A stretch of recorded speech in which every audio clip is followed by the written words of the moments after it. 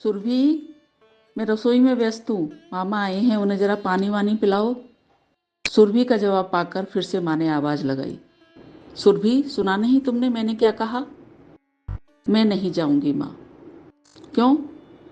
बस बोल दिया, मैं पानी देने नहीं जाऊंगी। माँ बुदबुदाती हुई स्वयं ही पानी दे आई। मामा के जाने के बाद तमतमाती हुई माँ सीधी बेटी के पास पहुंची। क्या तरीका है ये सुरभि? जरा सा काम बताया था तुम्हें, उस पर इतना रूखा जवाब तुम्हारा। क्या अच्छी बात है ये? माँ समझा करो, यहाँ बात काम की नहीं है। मुझे मामा की नज़रें अच्छी नहीं लगती। जब भी कुछ देने जाती हूँ वो मेरा हाथ पकड़ अजीब सी हंसी हंसते हैं। एक दिन आप नहा रही थी, उस दिन तो हद ही कर दी उन्होंने। वो बता भी नहीं सकती मैं आपको। सुरभि, तू क्या बोल रही है? मामा है वो तेरे। पता है माँ, पर मैं जो कह रही हूँ वो भी सच है। माँ थोड़ी देर सन्न रह गई, चुपचाप सुरभि के कमरे से बाहर आई और काम में लग गई। सुरभि ने सोचा था माँ मामा को कुछ बुरा भला कहेंगी, मगर ऐसा कुछ नहीं हुआ। हाँ, ये जरूर हुआ कि अब वो धीरे धीरे भाई से कतराने लगी। यही होता है अक्सर घरों में। क्यों? इसका जवाब शायद यही हो कि बात बढ़ी और घर के मर्दों के बीच गई तो कहीं मारपीट विकराल रूप ना ले ले। दूसरा कारण, ऐसी बातों के ठोस प्रमाण तो देना बहुत मुश्किल काम है। कई बार अपराधी उल्टा सामने वाले को दोषी ठहरा बच निकलता है। दुखद किंतु सत्य। ऐसे चाचा, मामा, ताऊ हर घर में मिल जाएंगे। अब तो पिता जैसे रिश्ते को भी तार तार करती खबरें हमें पढ़ने को मिल जाती हैं। बाहर वालों से तो फिर भी निपटा जा सकता है, मगर रिश्तों से भरोसा उठने लगे तो दुनिया से ही मन उठने लगता है। शहरी बच्चियां तो फिर भी थोड़ी समझदार हो रही हैं। स्कूलों में आजकल बैड टच गुड टच के बारे में बताया जाने लगा है।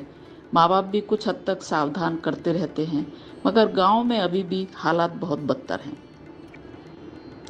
घर की औरतें हरदम सहमी डरी रहती हैं। इस तरह की मानसिकता के लोग बच्चियां ही नहीं, लड़कों और पशुओं को भी नहीं छोड़ते। कुछ ही साल पहले की बात है। मेरी बहन बता रही थी कि एक दिन दोपहर को छत से कपड़े उतारने गई तो बगल वाले खाली प्लॉट से बकरी के बच्चे की मिमियाने की जोर जोर से आवाज़ें सुन वह नीचे की ओर देखने लगी। देखा, एक आदमी बकरे के बच्चे से लगा पड़ा था। सिहर गई वो, घबराती नीचे भागी, पति को बताया, मोहल्ले वालों को इकट्ठा किया। तब तक वो भाग चुका था। ऐसे लोगों की मानसिकता के पीछे क्या सोच काम करती है, ये सवाल मुझे बहुत परेशान करता है। कितनी भी सावधानियां क्यों ना बरत ली जाएं, इस कुचक्र से बचना इतना आसान भी नहीं जान पड़ता जितना हम सोचते हैं।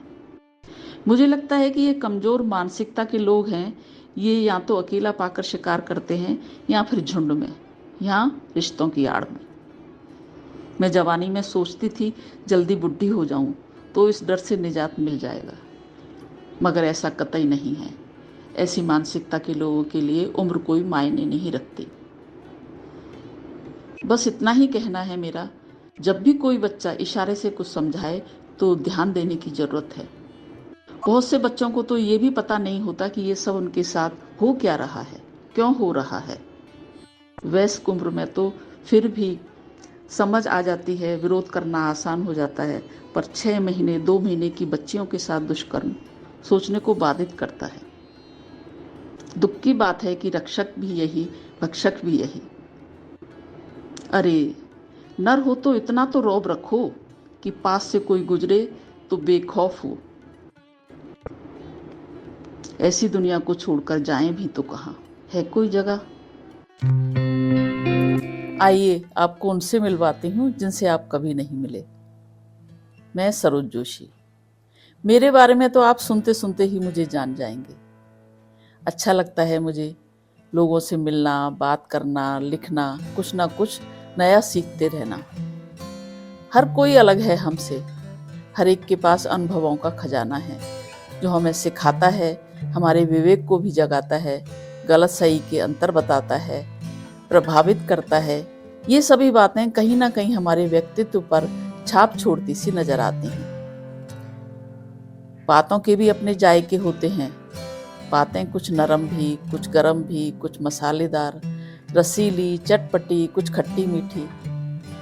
कुछ बातें मन को गुदगुदाती हैं, कुछ सिखाती हैं, कुछ हंसाती हैं, कुछ ठहर जाती हैं तो कुछ का नहीं पता वो कहाँ चली जाती हैं। इन्हीं बातों को किस्सों में, कहानियों में, कविताओं में बुनेंगे हम, सुनेंगे हम। कुछ बातों का मतलब, कुछ मतलब की बातें। क्या मतलब? मैं सरोज जोशी।